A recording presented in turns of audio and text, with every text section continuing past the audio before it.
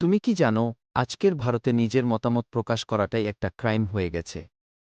একটা ভুল টুইট, একটা সত্যি কথা, আর তুমিও হয়ে যেতে পারো দেশদ্রোহী।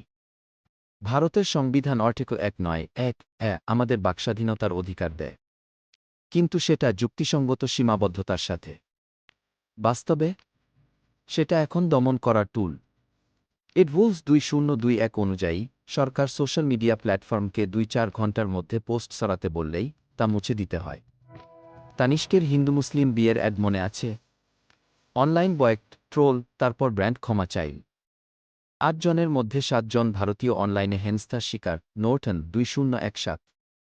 ডগ ট্রয়ের থিওরি বলছে, ট্রোলরা হয় নার্সিসিস্টিক, ম্যানিপুলেটিভ আর সাইকোপ্যাথিক, আর এই মানসিকতাই আমাদের ভয় দেখায়। মতো দিলেই ট্যাগ, দেশদ্রোহী, টুকরে গ্যাং, বেঁচে যাও তো ভাগ্য। গণতন্ত্রে আমরা সবাই কণ্ঠস্বর, কিন্তু যদি ভয়ে চুপ করে যাই তাহলে শব্দ থাকবে কোথায়? প্রশ্নটা শুধু এটুকুই, তুমি কি এখনও সত্যিটা বলার সাহস রাখো?